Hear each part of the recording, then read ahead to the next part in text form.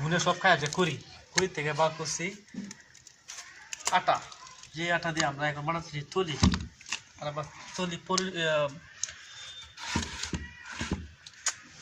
বাড়ি দেখ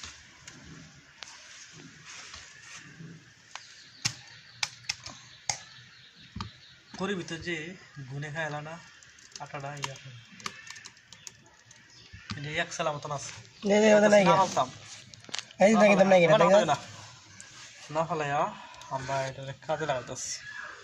তুই এর মধ্যে লাগাইবা লাগাই কি